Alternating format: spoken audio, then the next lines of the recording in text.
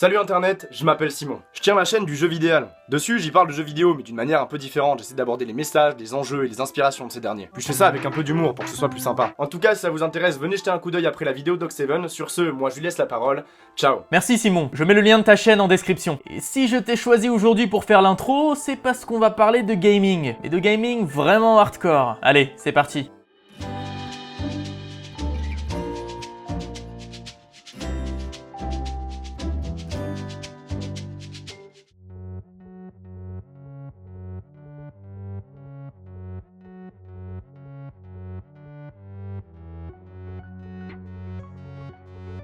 Voici Chris Staniforth. C'est un jeune anglais de 20 ans qui est mort d'une thrombose veineuse profonde. Qu'est-ce que c'est que ce truc? Ah, c'est assez simple. Parfois, quand on reste immobile très longtemps, un caillot peut se former dans une veine. Et ce caillot, s'il remonte se bloquer dans l'artère pulmonaire, bah c'est pas cool du tout. Et c'est pour éviter ça qu'en avion par exemple, sur les très longs vols, on vous conseille de vous lever de temps en temps pour bien faire circuler le sang dans vos jambes. Malheureusement pour Chris, il a pas fait de pause dans sa partie et est resté 10 heures devant sa Xbox sans se lever. Et c'est loin d'être le seul cas, hein. Il existe des dizaines d'histoires de gamers morts devant leur écran après avoir trop joué. Le cas le plus connu est sans doute celui d'un jeune sud-coréen mort dans un cybercafé chinois après 50 heures devant l'écran. Visiblement, il aurait pris des micro-pauses pour aller aux toilettes et boire un coup, mais le pauvre a fini par faire un arrêt cardiaque. Et pour les plus curieux, c'est devant StarCraft qu'il a passé autant de temps. Bon après, quand on sait qu'en Corée du Sud, le jeu vidéo est vénéré comme un sport et qu'on peut se faire dans les 100 000 $ par an si on est bon, on peut comprendre que ça pousse à certains abus.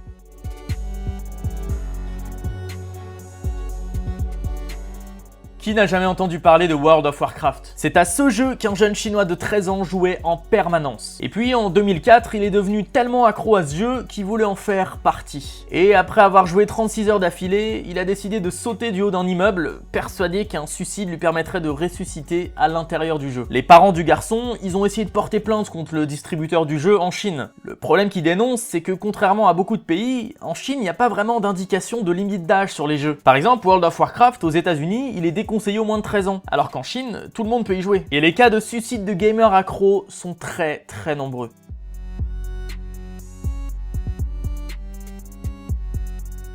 Et on va reparler de World of Warcraft. Et on retourne en Chine pour ça. Non mais, faut pas vous étonner si les histoires les plus ouf de gamers accros se passent souvent en Asie, hein. C'est normal, pour plein de raisons. Il y a pas beaucoup de lois qui entourent le marché, il y a pas beaucoup de suivi psychologique, et forcément, il est aussi beaucoup question d'éducation. Bref, revenons-en à World of Warcraft. Après une embrouille avec un pote de lycée, un jeune chinois a décidé de l'asperger d'essence et de lui mettre le feu. Bon, il est pas mort, mais il est quand même sacrément amoché, hein. Pour sa défense, le pyromane déclare s'être pris pour son personnage de World of Warcraft, un mage lanceur de feu. Ouais, ça a pas vraiment convaincu le tribunal qui l'a condamné à 8 ans de prison et une amende d'environ 100 000 €. On peut aussi parler du cas d'un mec à Shanghai qui a poignardé son pote parce qu'il lui avait prêté une épée virtuelle, hein, bien sûr, et que ce mec avait vendu l'épée en douce pour genre 500 €. Bon, forcément, je comprends que t'es un peu les boules, hein, mais de là à poignarder ton pote et du coup te faire condamner à perpète pour une épée virtuelle, je suis pas sûr que ça soit la meilleure chose à faire. Son avocat a bien essayé de le défendre en parlant de vol virtuel. Mais en Chine, c'est pas comme en Corée du Sud. Non, en Corée du Sud, il existe vraiment des lois virtuelles. Les jeux vidéo sont tellement un truc populaire là-bas que oui, si tu voles quelque chose virtuellement, on peut te condamner. Et c'est vachement paradoxal, parce qu'un joueur n'est jamais propriétaire d'un objet virtuel. Ça reste toujours des données qui appartiennent aux développeurs. Mais tu peux quand même être accusé de vol. Ah bah, il y a même une histoire d'un mec condamné sur les Sims, parce qu'il avait monté un bordel virtuel où des joueurs pouvaient payer avec du vrai argent pour des relations sexuelles virtuelles. C'est quand même un petit peu glauque.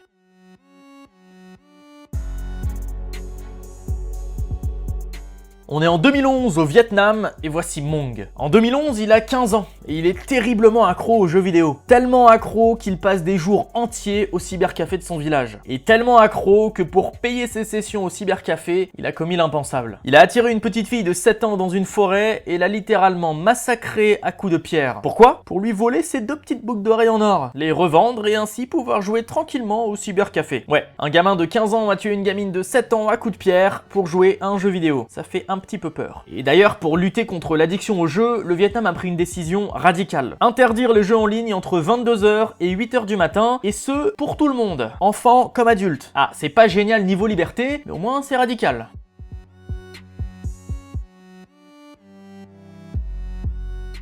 Ah, Farmville. Je dois avouer que oui, j'ai joué à Farmville il y a quelques années. Et j'étais plutôt bien accro même, au point de jouer en cours et de me lever la nuit pour lancer mes vaisseaux. Ah non, pardon, ça c'était au game. Bon, Farmville est un jeu très addictif et très prisé des jeunes adultes, comme Alexandra par exemple. Alexandra a 22 ans quand en pleine partie intense de Farmville, entre deux plantages de salade, son fils de 3 mois a décidé de se réveiller de la sieste. Et là, bah, c'est le drame quoi. Bah ouais, un bébé ça chiale et c'est pas possible de se concentrer quand un bébé ça pleure. Alors la solution, c'est de le secouer un peu. Ouais, je mets la dose de sarcasme parce que j'ai vraiment du mal avec ce genre d'histoire où un parent accro à un jeu vidéo tue son bébé juste parce qu'il a faim. Et le pire, c'est que sur internet, des histoires comme ça, on en trouve des tonnes. Un père qui oublie son fils et le laisse mourir dans la voiture parce qu'il est en train de tuer des orques en ligne au cybercafé. Des parents qui mettent leurs jumeaux dans un bain et qui les laissent se noyer dedans parce qu'ils se sont relancés un jeu sur leur Game Boy Advance. Enfin bon, je vous assure que les recherches pour cette vidéo étaient vraiment pas drôles.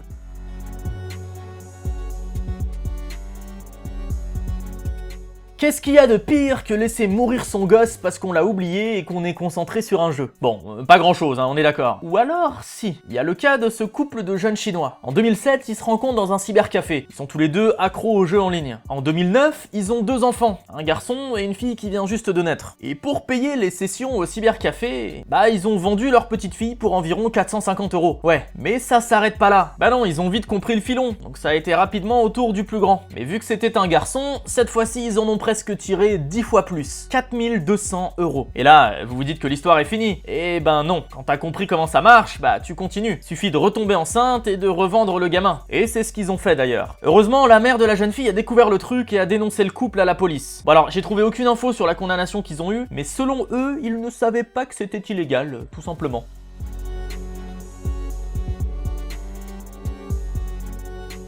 On part aux États-Unis dans l'Ohio. Voici Daniel Petrich et ses parents Mark et Suzanne. En octobre 2007, le jeu Halo 3 vient tout juste de sortir et en bon gamer, Daniel passe son temps dessus. À tel point que sa mère décide de lui confisquer. Faut pas déconner, hein, trop c'est trop. Sauf que Daniel, il a vraiment envie de jouer et c'est là que ça dégénère. Daniel, il pète un câble. Il réunit ses parents dans le salon et leur dit de fermer les yeux parce qu'il a une surprise pour eux. Et la surprise, c'est une balle dans la tête de chacun, tout simplement. Une fois son acte effectué, il mit l'arme dans la main de son père pour faire croire à un suicide et se barra de la maison. Avec son jeu, hein, bien évidemment. Bon, il y a quand même une bonne nouvelle dans l'histoire, hein, c'est que son père a survécu, est devenu pasteur et lui a pardonné.